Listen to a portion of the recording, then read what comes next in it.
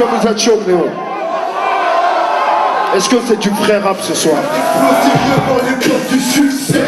Refuse de m'entendre, l'explosion sera là pour le El Général Chico, c'est Mac Tailleur pour Ghetto Trotter, hein, tous les frérots d'Elbeuf, toute la région rouennaise. Merci aussi ce soir à Cléon, El Général Chico pour Ghetto Trotter. Big up.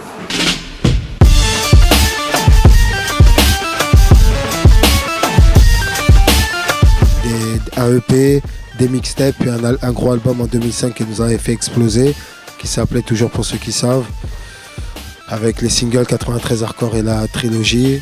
Et après j'ai fait une grosse compilation à l'époque qui s'appelait Patrimoine du Ghetto. Puis après j'ai fait une carrière solo où j'ai fait mon premier solo qui s'appelait Le Général. J'ai fait un album qui s'appelait D'où je viens. J'ai fait un album qui s'appelait Hat-Trick. J'ai fait un autre album qui s'appelait Untouchable. J'en ai fait un autre qui s'appelait Banger. Après Banger 2. Et après Je suis une légende.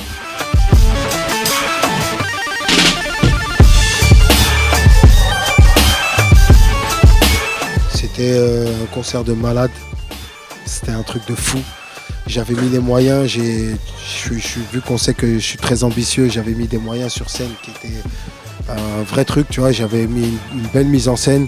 Et franchement, j'ai fait un concert, je pense un concert d'anthologie qu'il y a eu hier à Paris.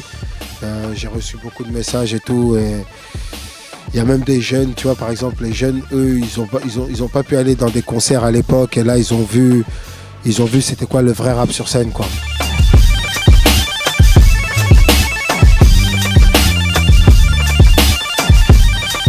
On m'avait dit que le public, il était difficile à prendre, à capter, et ben, le pari a été réussi. Même il y a eu des petits débordements amusants, et ça me fait un peu marrer et tout, et ça, j'ai senti que j'étais à l'aise dans le ghetto. Voilà.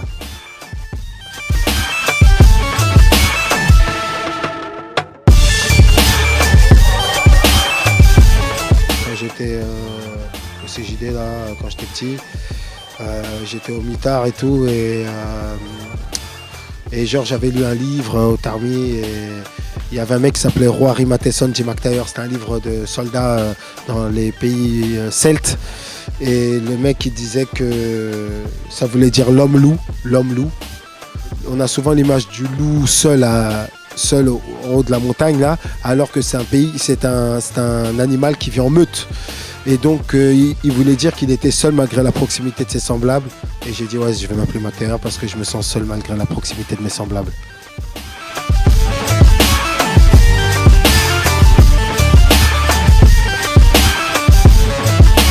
J'ai des influences de toutes sortes, hein.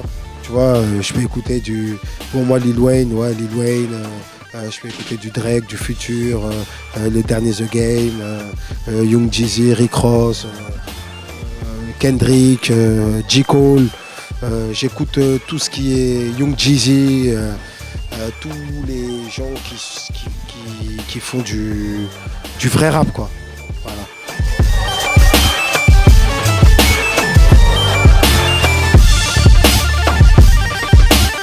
Au States, il y a la culture, donc ça veut dire que au States, comment je pourrais dire, la cohérence, elle a lieu même dans la musique, sauf en France.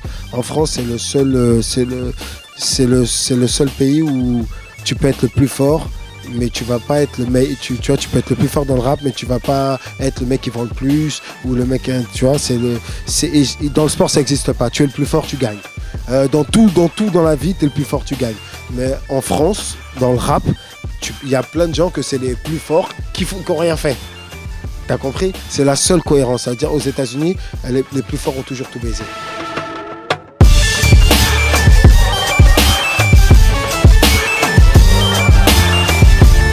Les hits que j'ai faits, ils ont pu être diffusés partout. Et donc ça a pu permettre aujourd'hui à fédérer beaucoup plus de générations, comme tu as pu le voir aujourd'hui. Il y a autant, tu vois, ta génération, la mienne, la génération entre deux, tout ça, et les très jeunes aujourd'hui qui me connaissent. Et ça, je trouve que c'est c'est un pari réussi ça.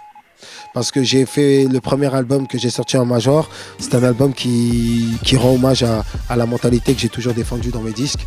Et je me rappelle que quand j'avais sorti mes singles, les gens ils se posaient des questions sur est-ce que Mac-Ler il va changer pour son album. Et quand mon album est sorti, les frérots ont bien vu que le général, c'est pas maintenant qu'il va changer.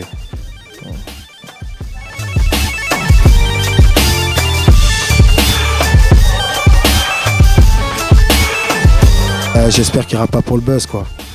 J'espère qu'il aime le rap avant le buzz. Voilà.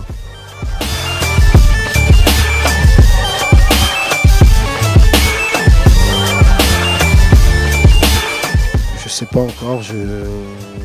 J'essaie de me restructurer et après petit à petit. Au fil du temps de ma restructuration, je verrai comment je vais faire un projet. Ça fait très longtemps que j'ai pas écrit. J'ai écrit que le Untouchable 11 et je compte pas celui que j'ai fait avec Blacko avant ce qui m'est arrivé. S'il n'était pas fait, en fait, il était déjà fait l'album. Sinon, il serait pas sorti. Voilà. Donc, ce qui fait que ça fait très longtemps que j'ai pas écrit. J'ai fait le Freestyle Untouchable 11 là. C'est le seul morceau que j'ai fait depuis. Et je l'ai clippé. Donc ce qui fait que pour le moment je suis en mode restructuration et après genre si j'arrive à faire un projet, les gens le sauront.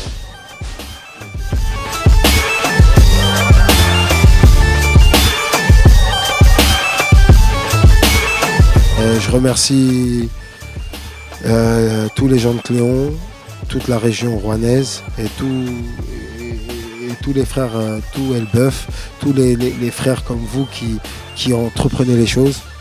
Parce que moi à la base c'est ce que c'est ce que j'essaie de communiquer, d'entreprendre et de ne pas attendre après les gens à concrétiser quelque chose pour avancer dans la vie. Et c'est pour ça que j'ai accepté l'interview, parce que j'ai compris que vous étiez des jeunes indépendants en train d'essayer de vous organiser à faire ce qu'il faut dans votre région. Donc je vous donne la force et Inch'Allah que ça va continuer longtemps pour vous.